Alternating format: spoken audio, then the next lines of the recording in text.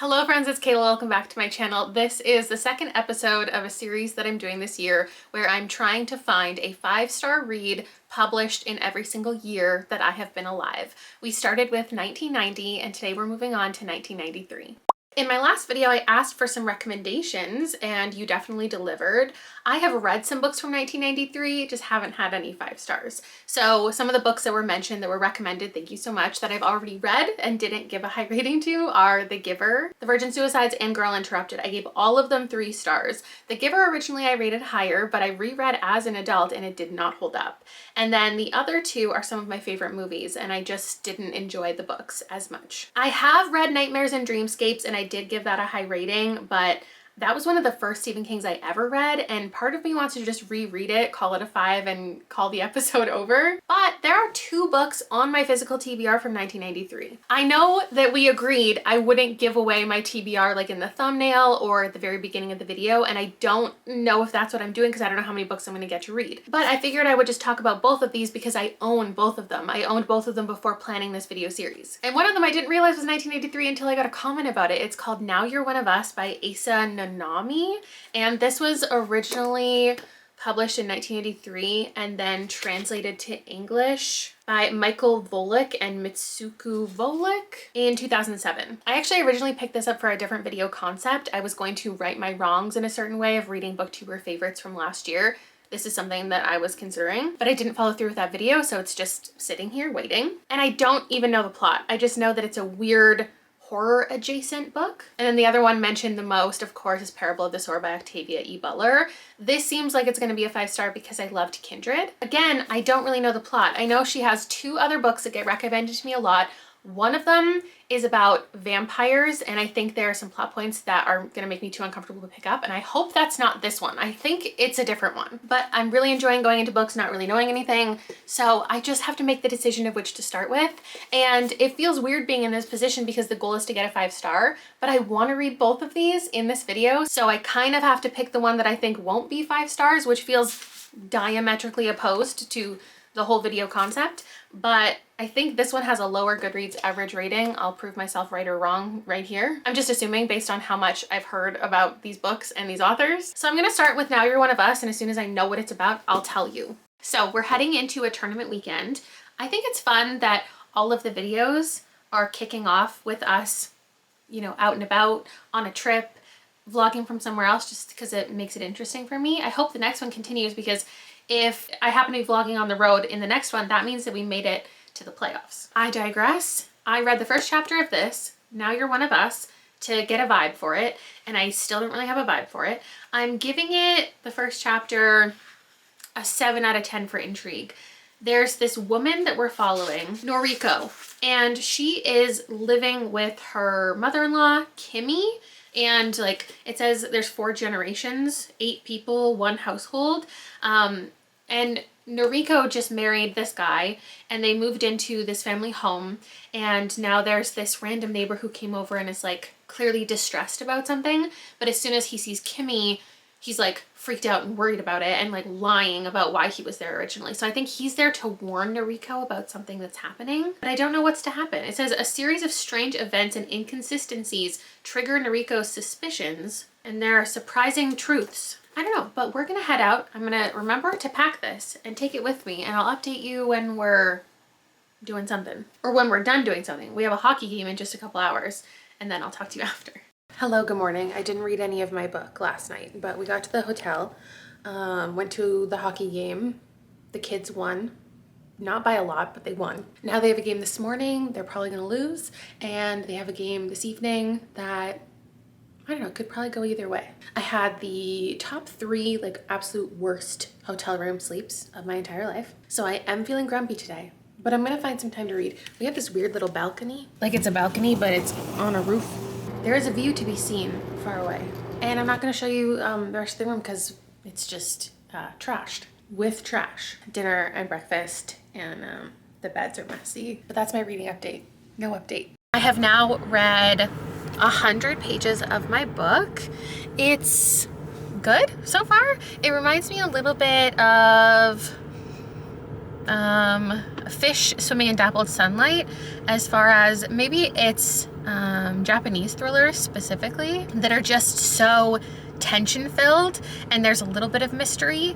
It's just like such a similar vibe of this like battling of the minds almost. So our main character, like I said, is brought into this family. Things are a little bit like weird, and I don't know, I don't have the book with me, so I don't know how much is in the synopsis, but basically the family is doing some weird stuff. They're being very suspicious, and our main character is just trying to figure out if her suspicions are valid. Like, there are deaths occurring, and she's wondering if the family is responsible, basically. This is only like 2/5 of the way through the book, so I feel like it's not a spoiler to talk about that. Yeah, all the characters are very interesting, and she's not just silently trying to figure it out, but she's letting her husband in on things a little bit. She's like, is this as clear cut as it seems, or is there something weird happening? Like, tell me the truth. I heard people whispering about something. So she's not totally isolated from this family, but they're like bringing her in on it. Like, they need her for something. The whole title premise is you're one of us. Like, they have brought her into this family maybe for more sinister purposes, but what are those? Like, is she just gonna, do they want her to participate in the family sketchy business, or do they need her?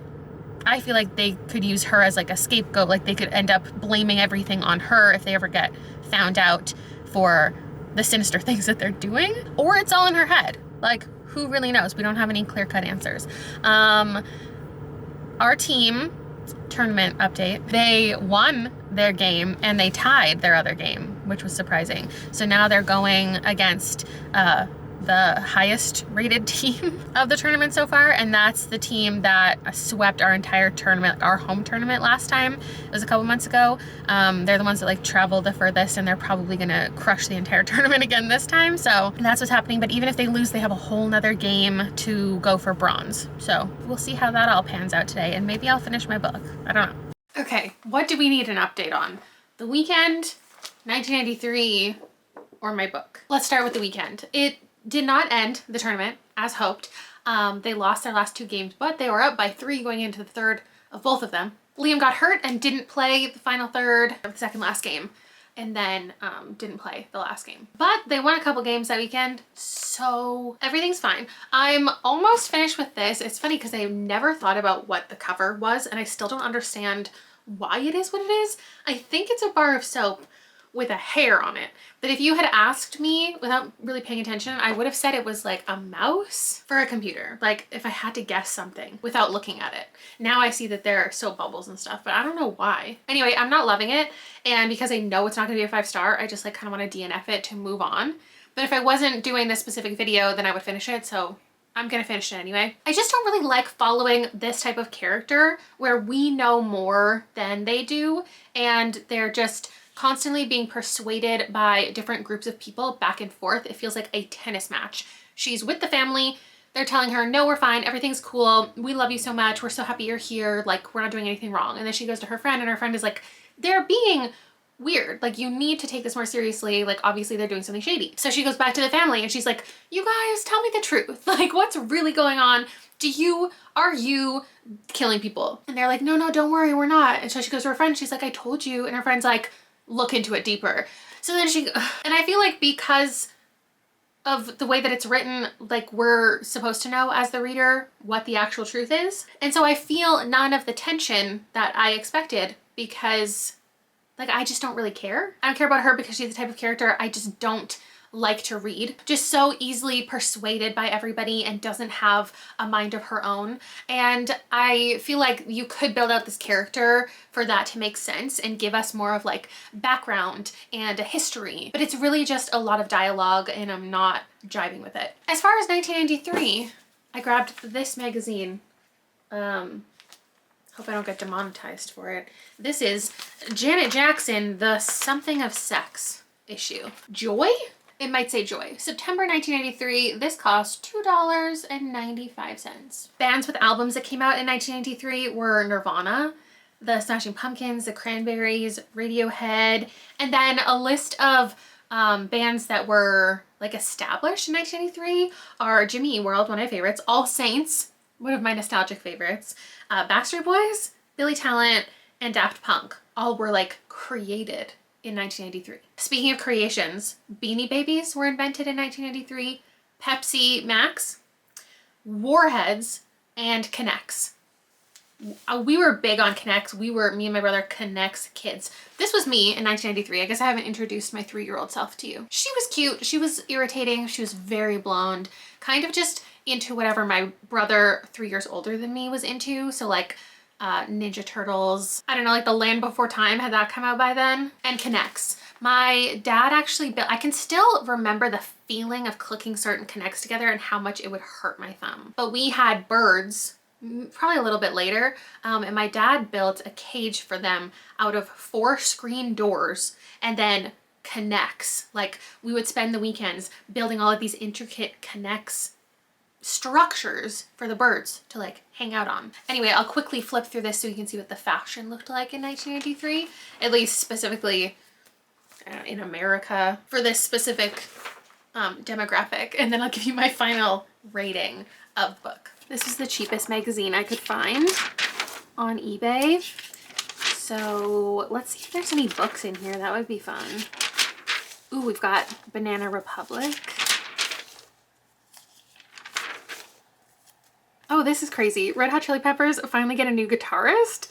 That guy was the guitarist for like a month. Ooh, books. Okay. On the Road to Nirvana by Gina Arnold. That's fun. A little nonfiction.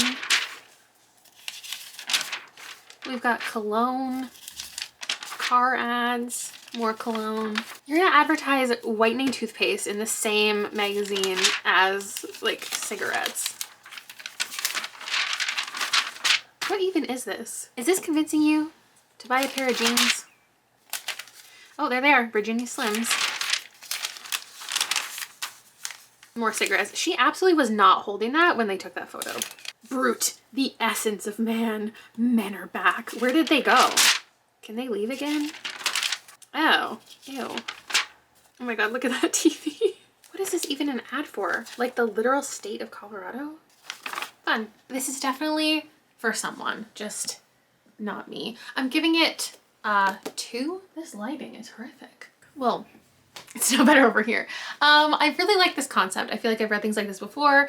It coming out in 1983 makes sense in that it was like weird in its time, but to compete with the types of stories that are being published now, I think it needed to be weirder, especially when you get into like the sexual content of it. It could definitely make a lot of people who typically read suspense mystery books uncomfortable. It could have been like a weird book though, on like the weird girl book list if it went further. It could have been one of those like nasty, gross little books that you recommend because they're disturbing, but instead it just like had a little bit of it, which I think will make other demographics uncomfortable, but horror readers, like, it doesn't go far enough. It could have really been horror if it had more unsettling descriptions. I was expecting there to be like a twist, a reveal, more than it was. The reasons behind everything, something like darker and more sinister really happening. Not that if you've read this, like, you know, it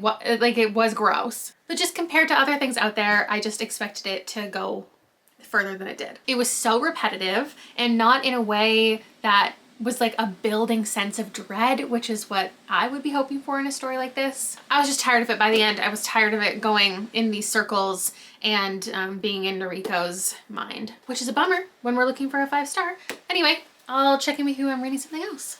It is February 15th. I have yet to find a 5-star this month. Book or movie. Rob and I just watched The Iron Claw last night for Valentine's Day. Super romantic. It was good, but not like my favorite. What is my favorite? These chocolate covered strawberries that Rob brought me for Valentine's Day. Delicious, and what I'm gonna snack on for today's movie, which isn't a 1993 release, but I think that's okay because I already watched a 1993 release in my 1990 video, so I'm watching a 1995 release in my 1993 video. And that's Empire Records. I've never seen it. I'm very excited to. I feel like it might have the vibe of one of my favorite 1993 releases, which is Dazed and Confused, that I watch too often to want to watch it with my channel members today. Other 1993 releases: Schindler's List, Groundhog Day, Jurassic Park, like I said, Mrs. Doubtfire, Sleepless in Seattle, Hocus Pocus, Coneheads. I loved Coneheads. I don't think I would ever want to rewatch it though. Oh, I have the movie right here. I meant to have that in the background while I was updating you. I have started Parable of the Sower, and I'm gonna read that today after we watch this. I did read the first 3 chapters, and fun coinky dink, it's set in 2024. Written in 1983, but set now. It imagines the world as being pretty devastated by climate change, and people have to worry a lot more about protection. There are people who will just kill you out on the streets, and every neighborhood is pretty much gated and fenced off. We get these little introductions of Earthseed, this book that is in here, and I think the main character, Lauren, who's 15, it's her book, like she wrote it, because she's talking about trying to figure out what the meaning of life is, like who God really is, how the world got this way. I don't know. It's really interesting. I'm liking it so far and what we've learned. It's obviously well written. It's Octavia Butler. And I just hope it's gonna be a 5. So I'll see you when the movie's done and I'll give you my review of that. Then you got some Shags on there and Residents and a little Floyd and Zeppelin. Floyd's very cool. Yeah. Oh my. The movie is over. My chocolate strawberries were delicious, and I'm giving the film a 3 out of 5. I'm gonna continue in this, and I just remembered I got this from the library, the graphic novel for Parable of the Sower. I think the year I read Kindred, I read it twice and then read the graphic novel. I think I want to flip through the graphic novel while I'm listening to the audiobook. Don't you think that would be fun? So I'm not actually reading it, but I'm looking at the imagery that this artist created to represent everything. It's probably not going to sync up perfectly, but like, I just feel like that would be a fun experience. So I reserved it. I can't lie. It's feeling like a 5-star. I, in fact, am going to pause it 2/3 of the way in, because if I finish it all today, then the vlog is just over and I feel like it's going by too quickly. The first one I finished in 2 books, and it almost feels like inauthentic, as if I just want the video series to be over. So I'm like, oh yeah, it's a 5. No, this is a 5. It is, first of all, genuine dystopian. There's so many books that are pitched that way, but are actually failed utopias. And I just really like what's happening in here. I just noticed John Green is the blurber. Very random. We have a character named Kayla who is introduced, which I love because I never see that. Lauren, something I didn't talk about is she has this ability or condition where she can physically feel empathy. When somebody is hurt, she feels the same pain. And a lot of the book is her wondering how far it goes. If she were to ever take a life, would she then die? Like, what would the pain be like? And the dystopian elements are just so well fleshed out and explained, and how it's a series of systems that have failed the population.